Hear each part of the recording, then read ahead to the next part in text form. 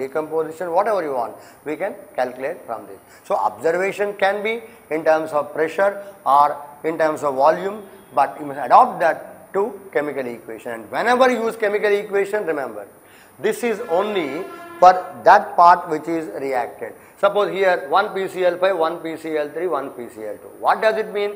The part reacted becomes like that. In P atmospheres you took initially, or 1 atmosphere you took initially, out of that whatever part reacted, that part only reflected in form of products. So equation should be applied wherever it is rightly concerned. Suppose in other example we find some information related to products and reactants ratio. Suppose sulfur when reacts with oxygen, you get sulfur dioxide, but we may also get sulfur trioxide.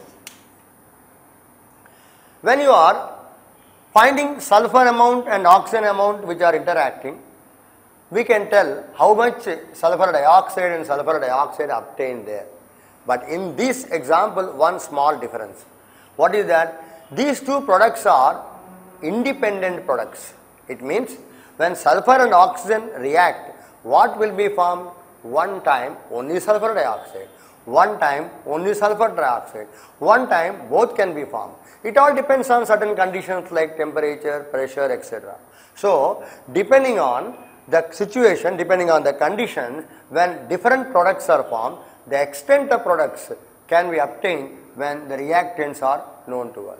Suppose in one example I find some amount or some grams, like for example some 40 grams sulfur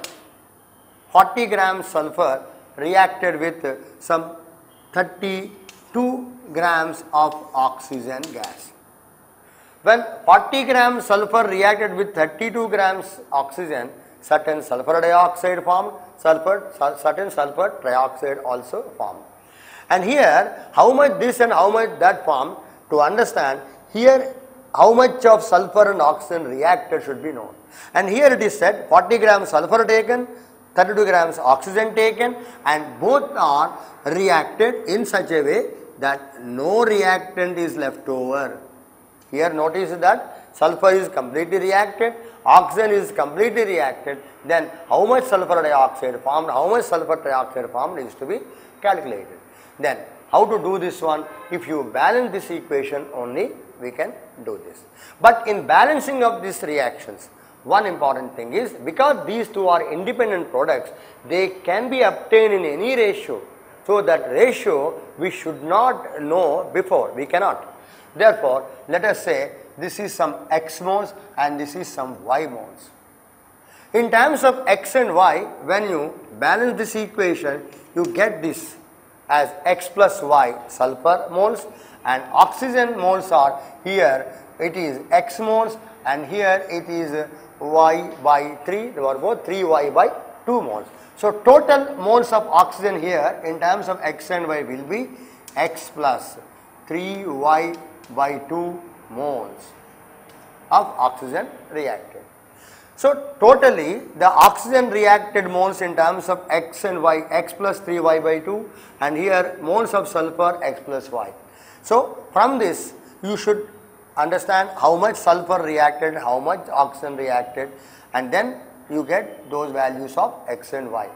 Suppose here in grams given, 40 grams sulfur, 32 grams oxygen given. But what I am saying is in moles, X moles, Y moles, X plus Y moles by balancing. So what we do, convert them into moles.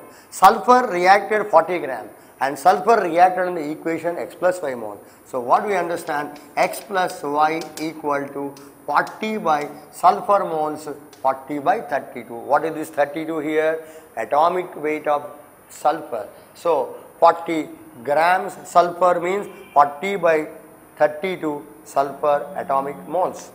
Like that, for oxygen it is requirement from equation, reacted from equation 3Y by 2.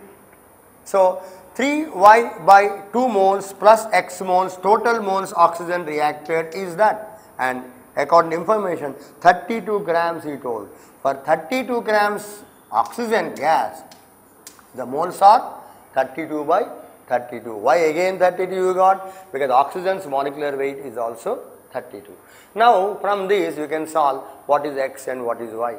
So you get when so much of sulfur, so much of oxygen reacted completely to produce sulfur dioxide and sulfur trioxide, you can tell that so many moles sulfur dioxide formed and so many moles sulfur trioxide formed.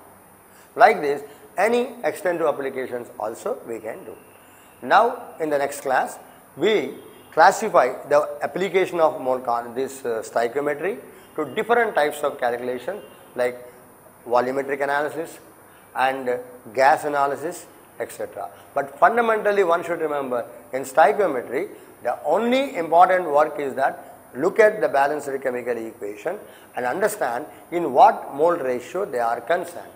And if you want, you can extend that to equivalence count also according to the law of chemical equivalence. So either in number of equivalents or in number of moles you get the ratios, and using the chemical equations as ratio of moles straight from chemical equation, or applying law of chemical equivalence where after knowing the concerned n factors or concerned equivalent weights, taking the ratio as 1:1, calculations we do.